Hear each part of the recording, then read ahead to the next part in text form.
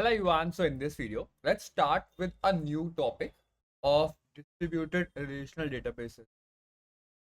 So I hope you have heard about relational databases. If you're not, you have to first get some basics, a little bit basics about relational databases. But in this video, we'll talk about how distributed relational database actually works and are they actually present? Is it feasible? What are the drawbacks? What are the challenges? What are the advantages? And so on. So we have heard about distributed NoSQL databases, but there are also distributed relational RDMMs as well. So I thought to make a series on it, and I will be making a lot of other concept videos as well. So stay tuned on this channel. So let us first understand on what is actually distributed relational database.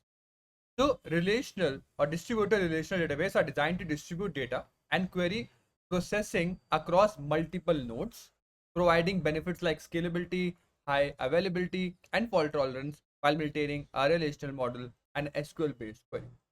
So if you have had a basic idea of relational databases, in general, when we think about relational databases which follow ACID properties, we'll talk about that in the next lecture. But what we can see here is that in relational databases, we generally think of as a one database, a central SQL database in which all the request and response comes. But that makes it little bit difficult to scale. And as we know that if we want to make our system truly scalable, we have to do horizontal scaling. And for horizontal scaling, we have to do some steps like sharding or replications and so forth. So for that, we have to think about distributed relational database. Now there are some challenges, we'll talk about that. But as you can see, we have to distribute our data when we are designing a distributed relational database, and we have to do a query processing across multiple nodes. What does this mean? It means that now we have multiple databases, multiple relational databases, and when we want to query, it has to go to all the different databases across which the data is sharded and then get the data, and then you have some complex queries to get all the data back. Okay, and then it gives the benefit of scalability, high availability because the data is like you can say replicated, and fault tolerant because even if something goes down, we have the data available because it is like you can say replicated as well. So and this actually gives us same features when we are doing horizontal scaling with SQL based query. Okay, so that's the like you can say basic definition of what distributed relational database is.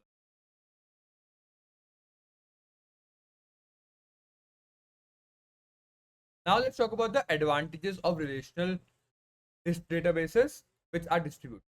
So as you can see, we have horizontal scalability that we can now do horizontal scaling. There are vertical scaling and horizontal scaling. Generally, when we talk about relational databases and we want to increase its scale, we generally do vertical scaling. But now with distributed type of nature, we can do horizontal scaling as well. Okay, so data is divided into partitions known as shard and distributed across multiple nodes so that we can get the benefits of horizontal scaling. High availability because data is typically replicated across multiple nodes. That is why we can get high availability.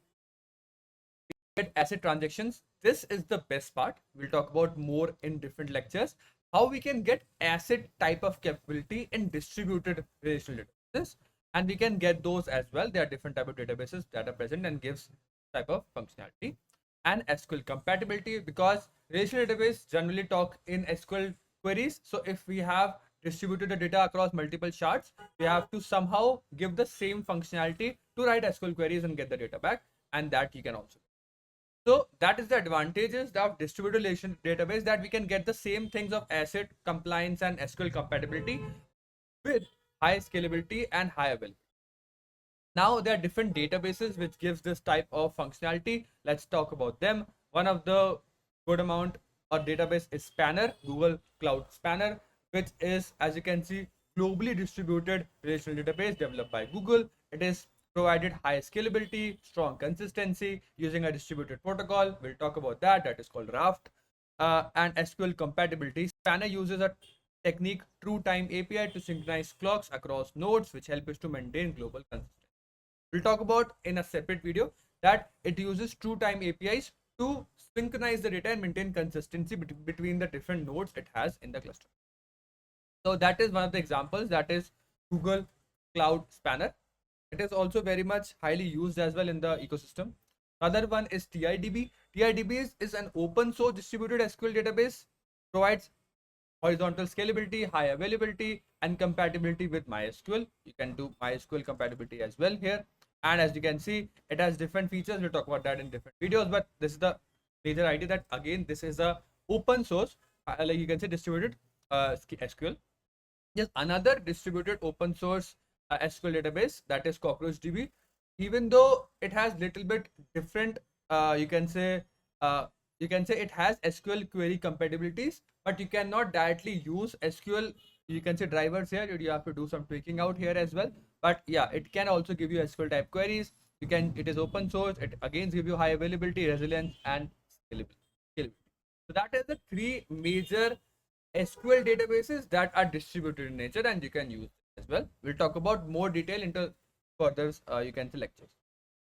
And now in the final slide, we'll talk about the challenges that we faced when we go with the distributed relational database. So obviously, when we relational databases are generally made for you can say not generally made for distributed in nature. Okay, but if we distribute them, then there are obviously some challenges come, that consistency and availability, because there's a cap theorem which can says that that if we do that there's a distributed system, then it follows a cap theorem that which states that in the event of network partition, a system can only provide high consistency or high availability, but neither both. Because it is distributed in nature, we cannot give both consistency and availability at the same time, and thus it actually, you can see, gives a challenge in like following the relational database, like you can say standard offerings. It increases latency because now, as we'll talk about in later videos, that we'll also get the capability of, you can say, ACID properties. Okay, it follows ACID properties. So ACID in terms actually does transaction. So now we have to do a distributed or global transaction. Then that can cause latency in your, you can say, commit. So distributed databases may experience high latencies compared to single node databases, especially for operations that require coordination across multiple nodes or geography. So if we have multiple nodes or geographical regions, we have to coordinate between them to ensure that the commit is done for a transaction to be followed for ACID properties, and that can increase latency. So that can also be a drawback in distributed relational. And the last is complex query optimization, because as we have told that it gives out of box, you can say, handling with SQL, but because the data is sharded, you have to write down complex queries to get all the data from all the shards and then combine them and then return them. So it makes the query a little bit complex to handle. So those are the three challenges when we talk about distributed relational databases.